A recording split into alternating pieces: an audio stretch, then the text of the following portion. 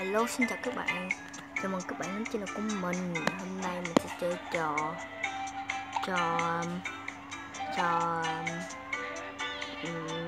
mà quên bả tên này. Nói chung là trò cưỡi trâu của bò, cưỡi thú. Vậy đi. Bắt đầu vào game.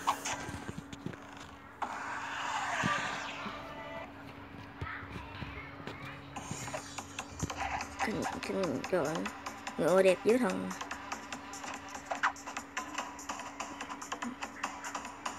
Bạn có thể tải về chơi.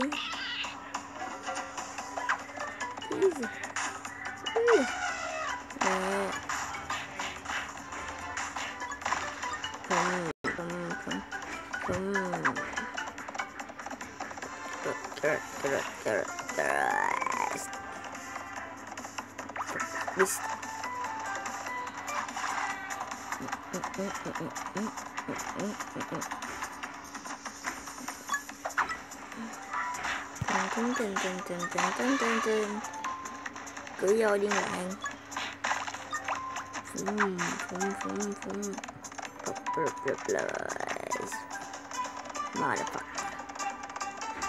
Motherfucker.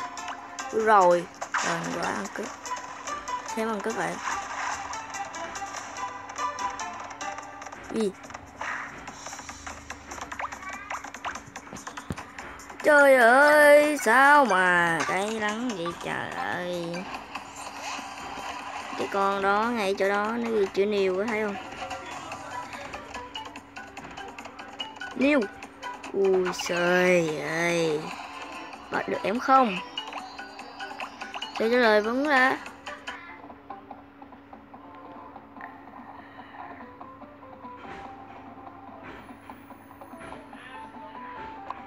holy shit. Motherfucker. Fuck you bitch guy. Sao mày lại nhã man thế vậy? Hả? Sao mày nhẫn tâm cái vậy? Ta sẽ thù con đó.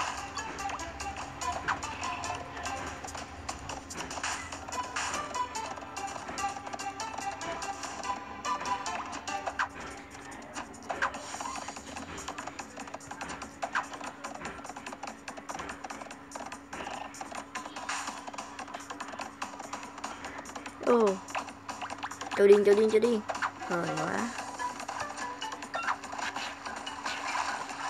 Ê, có nó hữu cao có một em. Oh shit. Motherfucker. Fuck. Holy. Ghét. Chơi ngựa nữa. Lắc kìa. Lắc nhiên điên luôn.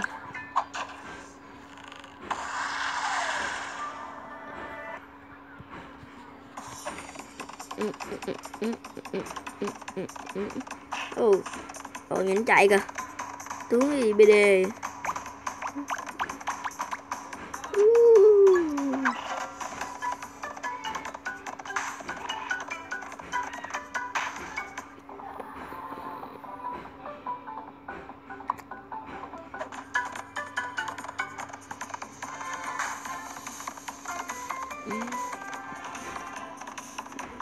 Con này ai cho mày chạy nhanh?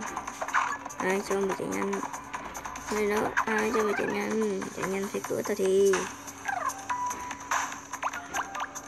lên cơn.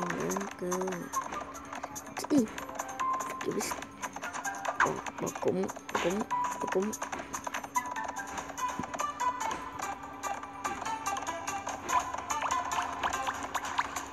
kịch.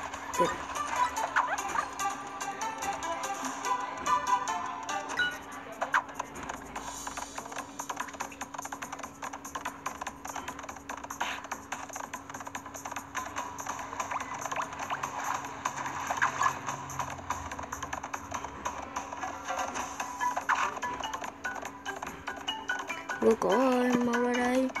Oh yeah. Holy fuck. Yeah. Yeah man. Holy shit. Yeah man. Oh, fuck man. Fuck man. Rồi gâu gâu nữa kìa.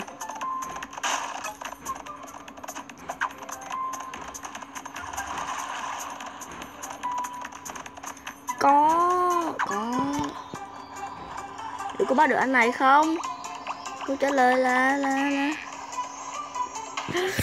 đập bà cái máy đi. Fucking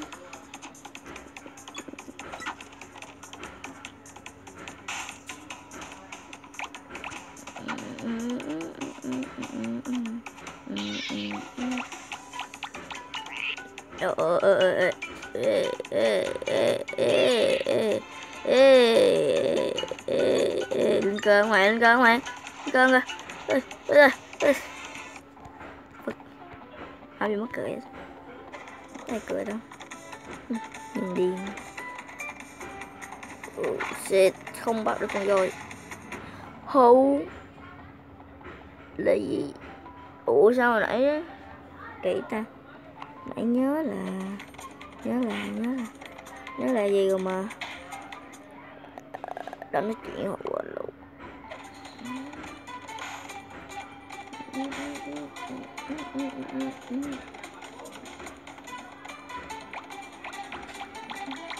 Bay như thằng điên.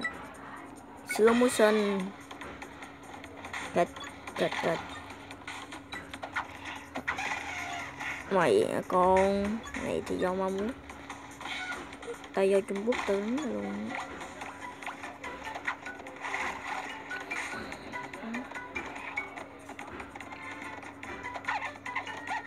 Đầu gầu nữa chứ.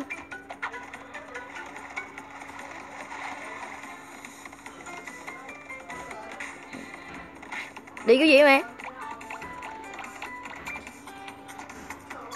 Đi cái gì á? Ôi giời ơi. Ba con nữa. Đầu gầu. Fuck.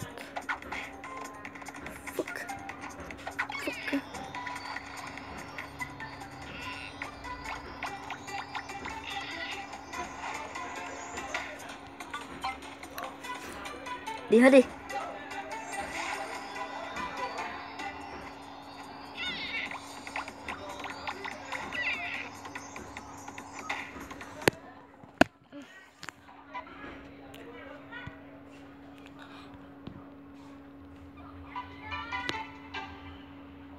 Các bạn thấy video này hay thì cứ like, share, subscribe. Cảm ơn đã xem video của mình. Bye bye.